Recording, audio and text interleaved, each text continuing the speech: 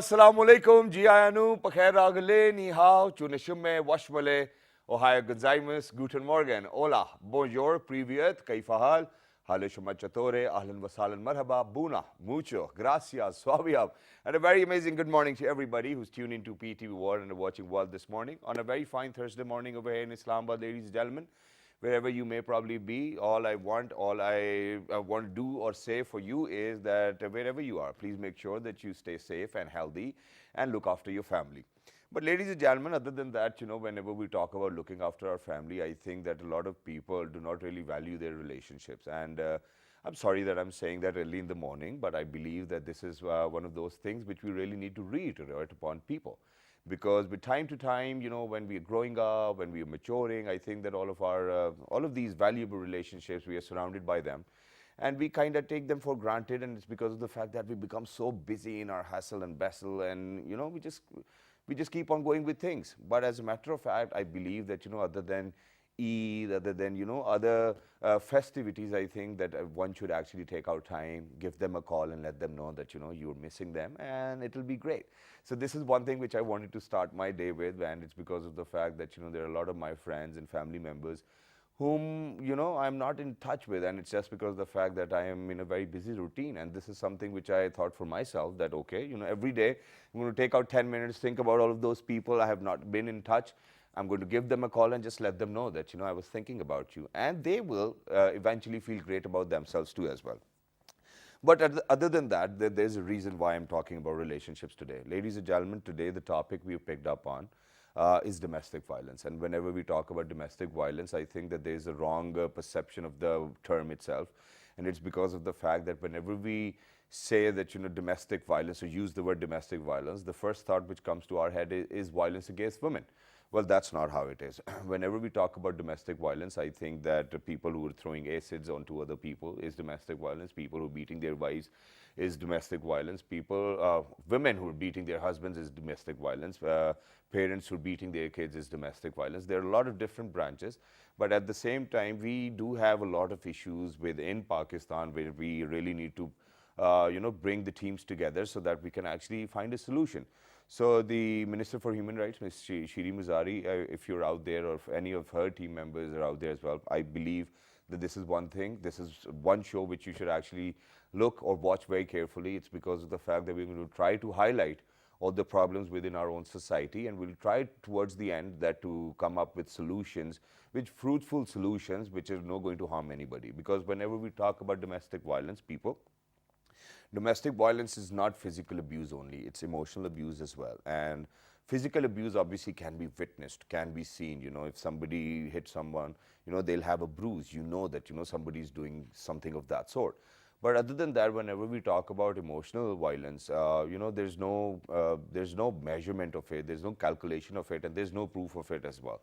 But at the same time, we do not really want people or children to grow up in such a way where they're mentally disturbed or they're physically disturbed as well. So we are actually going to talk about all of those issues. But just to get started, ladies and gentlemen, I've got a few facts and figures which I wanted to share with people who are out there. Other than talking about people beating other people, ladies and gentlemen, imagine just in 2017, more than 55 women were actually burned. Now, what are the reasons? I will definitely try to highlight all of those issues as well. But other than that, 608 women were subjugated to domestic violence, 274 women were sexually assaulted, 928 women were raped, and we're talking about our country. 53 women were victims of acid violence. And these are those figures which actually, the cases which got reported. And other than that, more than 1,000 women are actually forced to, we do have minorities over in Pakistan. They're Christian minorities, they're Hindu minorities, there are other minorities over here. And we do live very peacefully, but then at the same time, more than 1,000 women are actually forced to convert into a Muslim and then marry a Muslim as well. Imagine that these are the problems people are facing every other day, and we cannot do anything about it. The second part of the conversation is going to be about social media. And the sole reason that why I wanted to talk about social media is that, without even knowing whether that piece of video is authentic or not, we upload the video and we blame somebody, and people start judging other people as well without knowing what the crux was or what the original matter was. That's something which we want to build up on as well. But right now, I'm just going to share a small video. I'm going to share a few statistics of domestic violence over in Pakistan. Please go ahead and take a look for yourself. Good morning.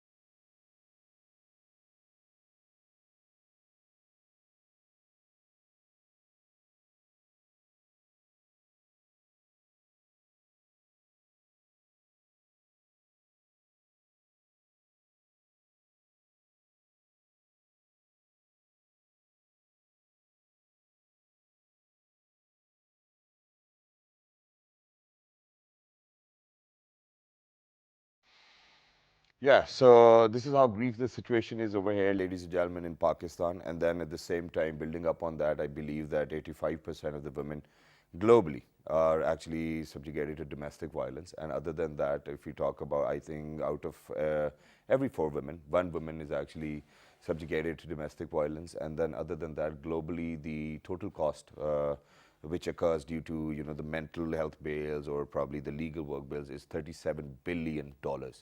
So imagine where the violence is. But other than that, I think that if you need to do something about it, you need to start from your home. So which is why we're rectifying the problems within Pakistan related to domestic violence. We'll build up on that and we'll see what our very apt guests over here in the studios are going to say. We made sure that we are actually going to call people from every walk of life. So there's no such kind of situation where we say that, men were very discriminatory of the fact while they were talking about the women. So we have 2 gentlemen over here in the studios with us. We've got 2 amazing women over here who work by themselves as well. So I think that we're going to create a balance and we're going to come up with a solution.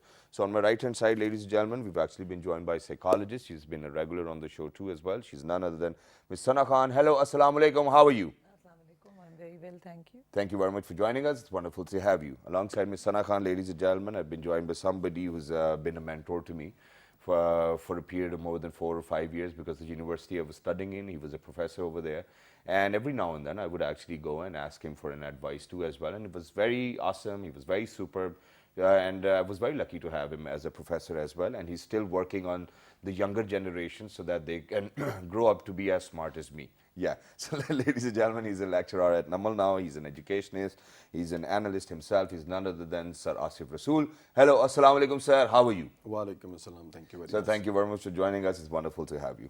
Alongside Mr. Asif Rasool, ladies and gentlemen, we have been joined by somebody who's an author, a writer, an analyst himself. And he's got a very fresh looking face. Whenever you're going to look at him, early in the morning, he'll be very fresh.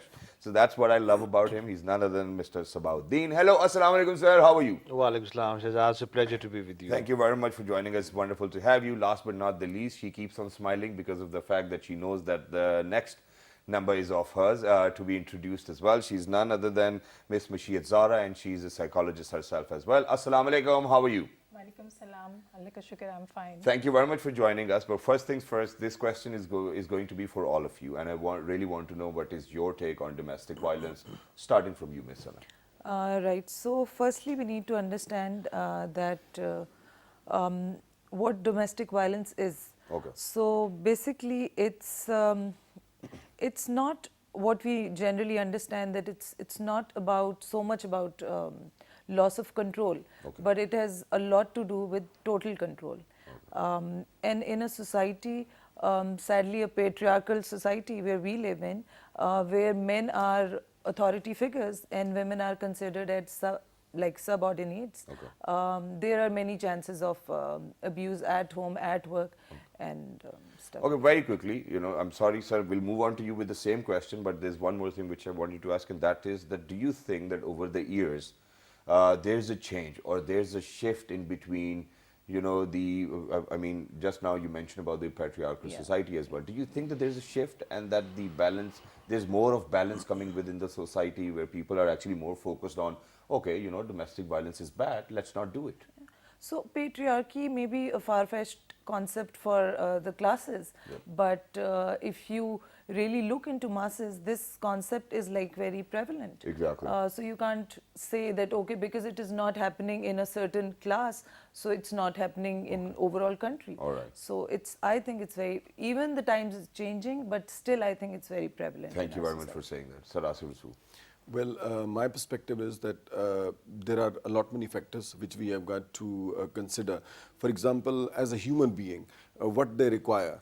Basically, their requirement is full-fledged freedom. They should be given like full-fledged freedom so that they should properly realize their potential. This is number one. Second is when we talk about safety, they should have a very safe environment where they're just going to grow in that specific. Third one is we've got this specific gender role, and as she has rightly said about this patriarchal society, there is a specific structure. And then since humans are evolving, we have got the era of hunting, we have got agriculture, we have got industrialization, and now we have got this IT and technology and other sciences. So in every era, there were different kinds of role. Like in tribal era, like male, again, when we just look at this specific set, so male dominated, and they were female, they were subjected, and they were considered very weak because they had to rely. Second factor is like all these people who have got to depend on others. For example, in form of kids at school, like when they're young, they've got to depend, so they're weak. Secondly, females, if economically they are not well off, for example, most of the time when we talk about this violence, it's mostly in the village side, where the women, they have got to depend on others, where they've got to go for a lot many compromises because of their this role, gender and all that. So basically these all factors, they are going to develop this. Exactly. Thank you very much for saying that. But Mr. Sabah, I'm going to change the question for you, and it's because of the fact that I think that pretty much you're going to say the same what Ms. Sana and Sir Asif said. So now in 2018, in the first 6 months in the Faisalabad district, 66 women were actually murdered because of the fact that they were not willing to get married where their parents wanted them to be. What is that particular thing within the heads of those parents that they cannot live by if the doctor didn't agree to their choice? I mean, what's the problem? Shahzad, nothing can justify violence. Nothing justifies murder. Nothing justifies crime. Exactly. Our understanding has evolved with a period of time. Since the word has been coined in very recently in 1973. Thereafter, initially it was thought that it's something like to do with the violence between spouses, like it's a spousal violence. But later on, our understanding has developed a lot in this. Now we cover the children, the vulnerable people, the parents, and also the parents-in-laws. Yep. Why this is happening in our society? The dynamics are, very complex in our society. We live in a joint family system. The people are compressed and stressed under economical issues. Their life is not easy. And this external stimulus, when acts upon an individual, it automatically brings out these things from inside that combines with the frustration and leads it to the crime. All right. Now, there are three things in our society about what that makes the domestic violence significant. First of all, is the most ignored issue. It's happening all around us, but we are not attending to it. Yeah. Because because we cannot attend to it, and because it's a personal issue. It's a personal matter. Not everybody can talk about over it. the period of time, we as a society, we have been groomed not to attend it. Okay. We are used to it. We take it for granted. Secondly, domestic violence is a crime, Okay. but it is underreported, or should I say it is completely unreported. Yep. And the third, we are oblivious of the negative impact this domestic violence is putting on the intergenerational violent behavior. Okay. That is making the society more violent, making the children more violent. So in fact, what we are doing, we are poisoning this very society, and it is getting poisoned due to this only one factor, that is domestic violence. All right. Thank you very much for saying that. But Ms. Mashir, now what I want to ask you is that so lately, women have actually got a tool to themselves as well, where they upload pictures and videos on social media, claiming that they're actually innocent. But recently, we have seen that there have been cases where the women were actually lying about their innocence as well. And it is one of those videos, ladies and gentlemen, I'm referring to from Karachi, where the lady said, "Oh, they took my daughter and they've raped her and whatnot." So apparently, so the original story was that she actually did it to her daughter herself. So how do you think that in days to come we'll be able to actually decide whether who's right or who's wrong? Because even within the courts, it is so hard to convince the other party that there was violence or not. So how do you think that we're going to go about it? So if we took help from psychology, we can assess that person, that whether they are lying or they are telling the truth story to us. Okay. Secondly, it is being our society, our thinking is that we don't give space to anyone. We want to impose our things on the next person to us. We want that, if you were talking about the parents, we want what they are our daughters, they are our son. We will decide whether they are going to study, whether they are going to marry, whatever they are going to, because we think we have a command, we have ownership of their lives. No, I think that what we think, or what other parents think, is that what we are thinking about our kid is going to be more fruitful for them. I think that's the entire concept, rather than thinking about power or autonomy or all those things. I think it's just that, because this is what I've heard from my parents as well. Oh, whatever we are saying is going to be good for you, and so far it has always been good for me. I mean, I'm not going to go the other way as well. But at times, you have a choice and you want to fulfill that, and you're not able to because your parents do not agree to that, and you ask them, why cannot I do so? Bas maine keh diya. That's not an answer. Yes, we have experience. See, if that's not an answer, how do you think the parents need to behave with kids? See, parents need to think what your child need, what your child want. When we are unable to understand perspective of your child and your partner, your intimate partner, these things generate psychological problems within their personality. They have their emotional, their physical and psychological problems, which lead to these kind of problems for the society and for the rest of their life. Like domestic violence, it can be physical as well as emotional. Yeah, I'm going to come to that, but now I've got on a very lighter note, this is something which I'm going to share with people. So the other day, while I was researching, and my researcher was with me, and we were talking about how to go about the topic, so we came across a video where there was a lady and she was being interviewed by a gentleman, and the topic was domestic violence. And the way she replied was very surprising for me. She said, if my husband's not going to hit me, I will tend to think that he's not loving me anymore, or he's not in love with me anymore. So I mean, this type of perception, don't you think it destroys the society? And for all of those people who might have been listening to an interview, will be very different. But we do have this mindset among ladies who think that if he's not getting violent with me, there's some problem with him. So how do we address that? Yeah. So this is a very good question. And I didn't know, how to really, bring this in this whole conversation. So you asked the question. In psychology, there is a term, learned helplessness.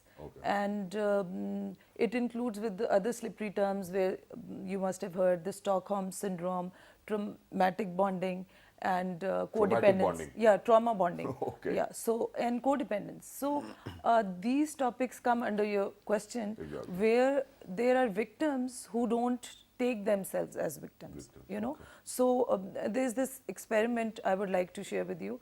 There's this psychologist Martin, who conducted a behavioral experiment where he electrocuted dogs and put them in a cage and kept on doing it on random times and all.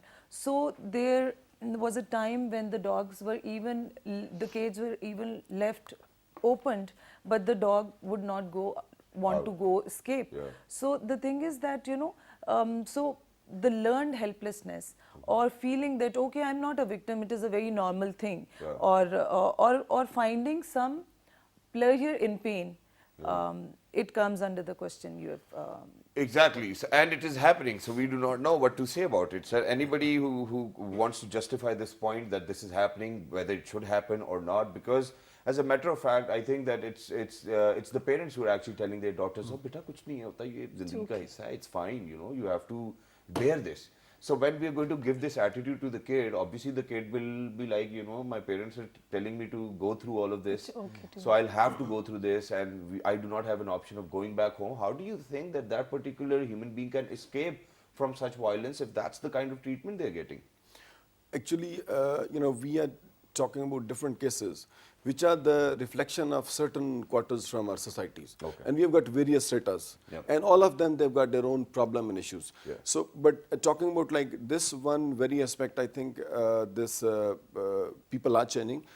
And education is going to play a very important role. For example, I am also a product. I grew up in a very specific environment that was a very kind of traditional environment. I went to the university, like I studied at 2 different universities. But initially, whenever I started, like after getting married, when I just came to that husband role and all that. How was it when you got married? Just asking. Yes, it was fantastic. Okay. But since Was. my like You still married, right? No, Yes, he It is still fantastic, ladies and gentlemen. Yes, go ahead. Now, at one particular time, I just realized that still this traditional thinking, this traditional setup, that traditional psychology, still it dominates my degree. It still dominates my knowledge. And especially whenever I go back to that traditional society, perhaps these are the people expectation that you're a husband, you have got to be dominating, you have got to be very strong. Initially, it was very difficult to surrender. Yeah. But then with the passage of time, you read a lot, you have got like academia, people are just thinking about it, people are going to share their own thoughts, students are going to share. So with the passage of time, it changes your mindset. Okay. So I think that, well, I mean, this is from the stories are from different quarters of the society, and they grew up in a specific environment. For example, I can just share one incident of my student. He is currently, like last he asked me a question. He said that, well, I remain disturbed because of our bhabhi. Now just see what's the scenario. His brother is out of job. Okay. They are landlord. They have got enough money. The girl grew up in urban environment. She went to the university. She completed her education. Now she is sitting at home. So one day she just requested that, how about going outside and I've got to go for job. And all of them, they just got annoyed. Every day, like there are fights, there are tension, there are problem. Now coming back to the same perspective of this domestic violence, like there is a female who just grew up in a specific environment. She's highly educated. Now she's looking for more freedom, where she's just going to go for her optimal potential, and she's got to explore the potential. But again, gender, dominating role. Grandfather is there saying, no, in our society, it's not, in our family, it's not allowed at all. Even all other members, they are supporting. And she knows, like she's educated, she knows that like my husband is not going for the job, he's a nincompoop, so I've got to go outside, because she has got this insight that tomorrow we are going to have like growing kids, they've got to go to school. She can look at all these aspects, whereas husband who is not like very educated. So I mean, I think society will change when there's a lots of education, and there are many factors. Exactly. I mean, this is like one problem where we have got to attack it from every aspect. The one factor is not going to contribute. For example, like people are just talking about it. We have got various, and we will discuss it in detail. But sir, I think a lot of documentation is there, and it's available for everybody, ladies and gentlemen, that whenever there's an issue within the society, gradually the first step is to actually speak about it. And I think that we have been speaking about it for quite a longer period, but we are unable to figure out the reasons why it still exists. Which is why, Mr. Sabah, what I'm going to ask you is that, when people get married, everything is very happy, everything's fantastic, whether it's love, whether it's arranged, everything's going perfectly fine. Eventually, why do you think that there's a drive amongst the partners to dominate each other? Why is that so? Is it human nature? I think that would be a question for Ms. Mashiat as well, but first you. Oh, first of all, Shehzad, it's not a women issue. It's not a men issue. It's not a marital issue. It's a societal issue. So we have to look at this domestic violence with this point of view. What do you think about kids going to school and getting caned and spanked? It's Yeah. not that violence. Exactly. When we say domestic violence, it means violence where people cohabitate. Yeah.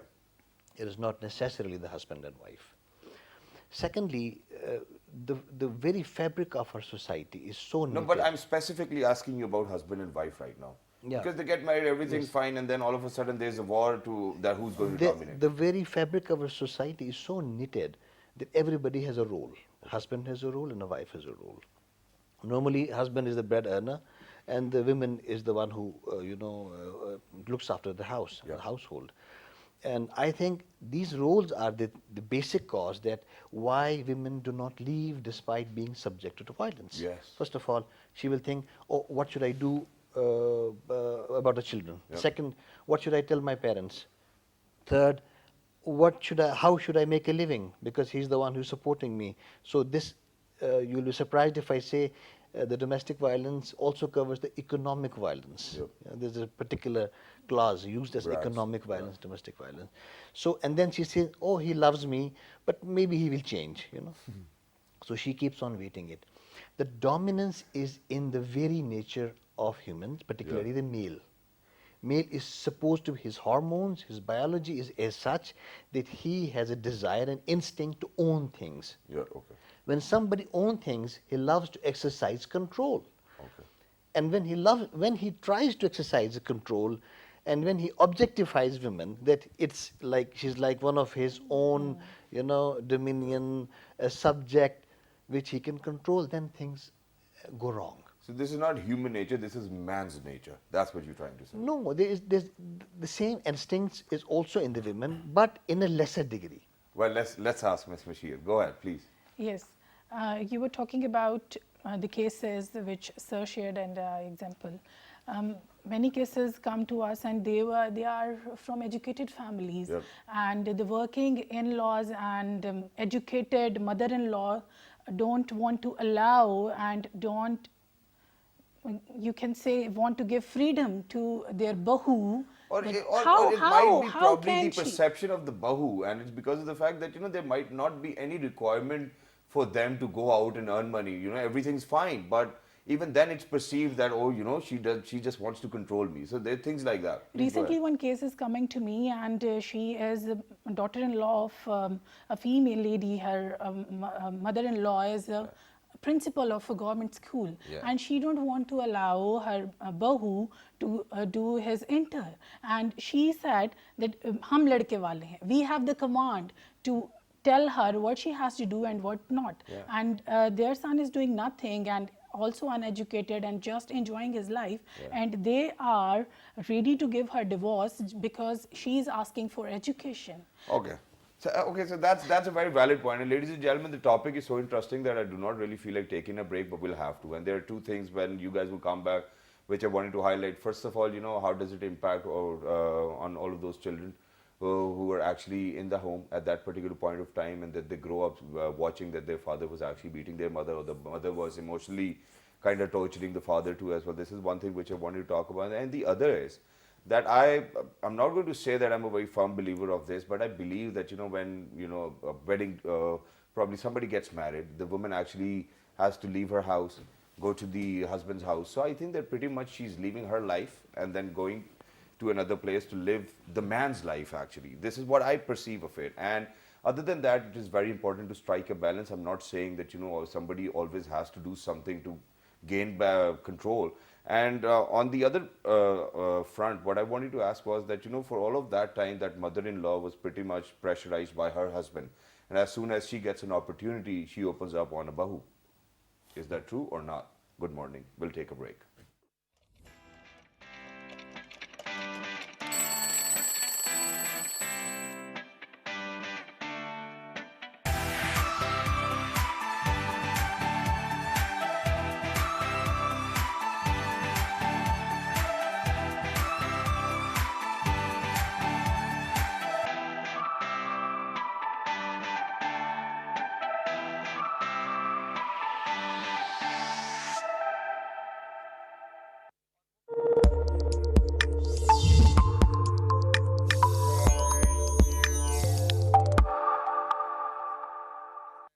حسين مني وأنا من الحسين حسين مني وأنا من الحسين لا إله إلا حسين ہے عطا لا إله حسین ہے بقا لا إله حسین ہے فرمان مصطفیٰ ہے یہ قول رسول ہے حسین منی وأنا من الحسین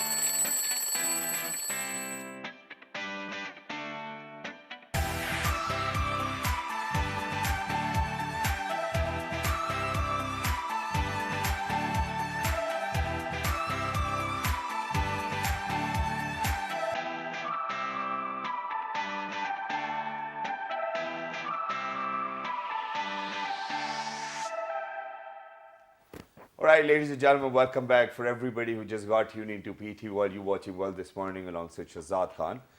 Today, there's a reason behind this smile, and I honestly know that there are a lot of people out there who can actually just go very furious about the fact that, you know, he's talking about domestic violence and he's got a smile.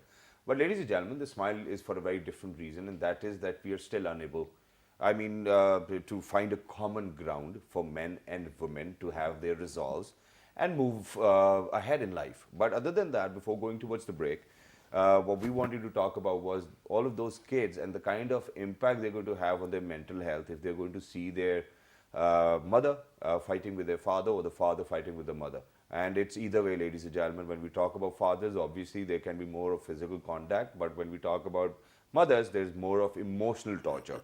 Now, first of all, how do you think that the kid's going to grow up to be?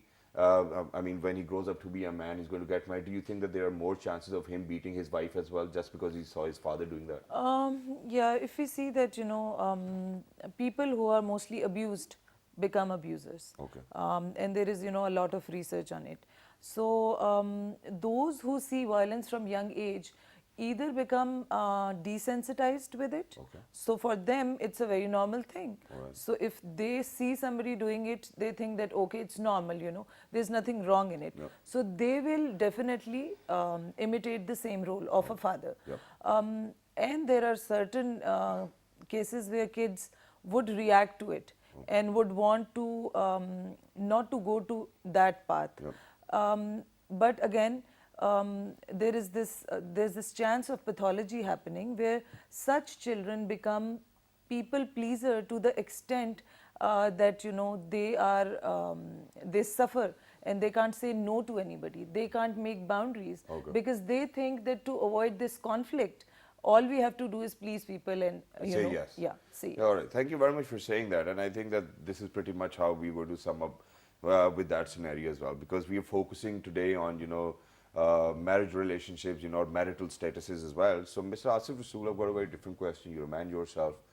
Now, either way, when we talk about domestic violence, it's not that it's just the men. You know, women come up with quite a lot of emotional and abusive stuff. And it does damage your inner self. You know, at times you're like, यार क्या बकवास है ये, मैं किस मसले में पड़ा हुआ हूँ, रोज रोज ये बातें नहीं सुन सकता. That's a torture as well. And I think that it is equally as damaging as physical torture. How do you think men should behave around this entire problem? Because we do not have anywhere to go, we do not have any place to go report emotional violence, and even then when we talk about harassment, for example, it is so hard to prove in the court that still Misha Shafi and Aliza for cases going on. You know, for all of those, Mohsin Abbas, Heather and his wife's cases going on. So how do we go about it? Okay, number one, I'll just start with the children. There's a research. It says that child self-esteem is directly linked with the mother. So when this violence is taking place inside the house and children are just watching, it's not, we are not going to focus on this one thing that, well, this child, whether male or female, when they're going to grow old and after getting married, there is going to be disturbance. No, before this, something else will happen. If it's going to affect their self-esteem, which is like very triggering factor just to realize your potential. When the same kid who is going to look at this violence every day early in the morning when he goes to the school, do you think that he's going to participate actively? No, never, whether the child is male or female. Similarly, when it happens at school level and college level, and ultimately when they're going to grow old, it means right from the very young age, you are going to basically deny the basic rights, freedom, safety, secure environment and all that.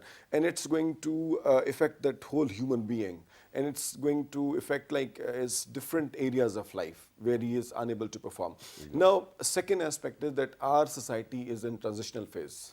Okay, there are so many factors. I think ever since I have grown up, you know, the society is in transitional phase. There are always. We're not there and we're not even here. You know, where are we?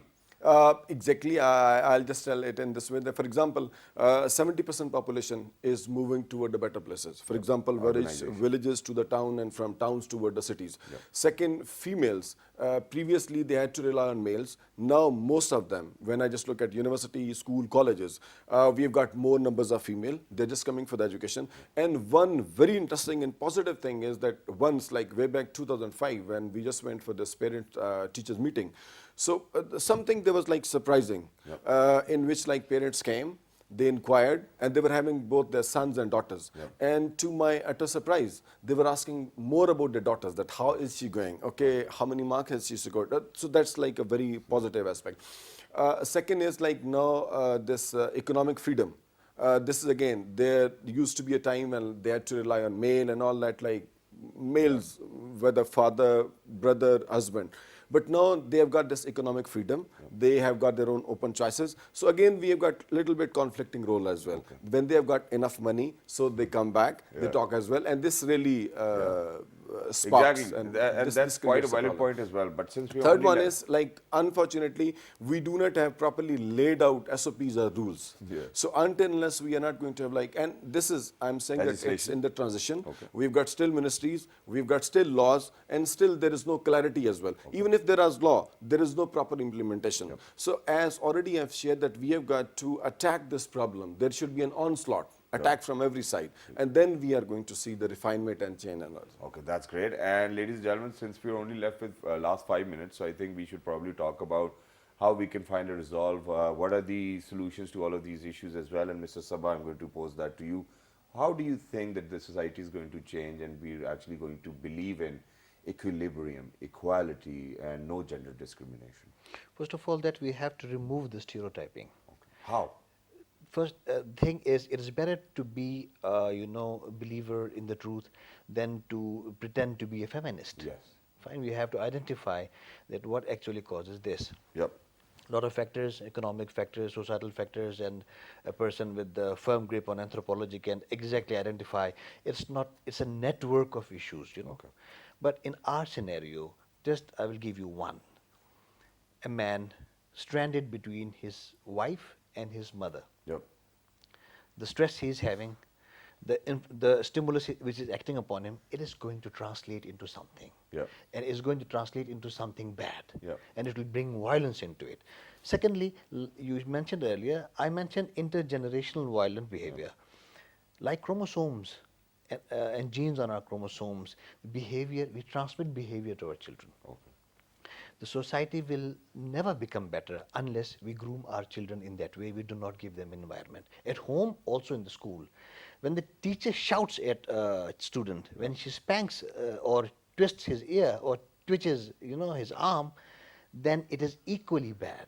Exactly. As a Very woman rightly subjected said. to so we have to give the next generation a better environment. Exactly. We should make sure that these ugly genes of behavior do not get transmitted into the next generation. Thank you very much for saying that. Very quickly towards that, Ms. Missy, and now what Sir said, I'm going to kind of expand the horizon of the entire concept which Sir has given. Now imagine that for all of those kids or boys who've actually been treated in such a way by female teachers while they were in their early childhood years and going to schools, how do you think that they're going to grow up and behave? See, there are two perspectives. Might be they will become victim. Or might they'll always remember my teacher used to hit me, this is the time to Yes, take revenge. this is the time to take revenge, and this same thing happens to the mother-in-law in our society. Yeah. Because when they find someone, they like that. What happens to me, I will do this and Yeah. will satisfy my inner self. One thing we have to do is that learn about religion. Yeah. Stop imposing religion on ourselves, having covered head or beard. No, stop this. Think about what religion taught us, how to treat your wives, your What Prophet daughter. taught us, Yes, and you can find so many examples from Islam what you have to do in your daily life. Exactly. Just practice that. And one thing, being a parent, we can do that. We can teach our son or daughter both how to communicate assertively, Exactly. not violent or you can say aggressively. Being assertive is the key for the success of your life, your career, and your personality, your psychological being. Thank you very much for saying that, and thank you very much everybody for being a part of our show today. It was quite an interesting conversation, and ladies and gentlemen, we definitely believe that all the points we've raised, you're going to take something away from that.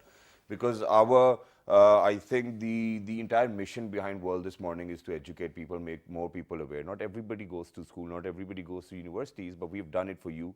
And I think that everybody needs to learn. Just one last thing which I would love to reiterate upon, and I've made it a rule in my life, and that is that I was born all alone, and I'm going to go back all alone, and I'll be questioned about what I have done in my life, not about what Sir Asif Rasool did, what Mr. Sabah did, what Ma'am Sana did, anybody. So I think what I need to do is that probably I need to focus on my own actions rather than thinking about what the other person is doing. I think that if we all start to behave like this, a lot of issues will actually will not exist at all.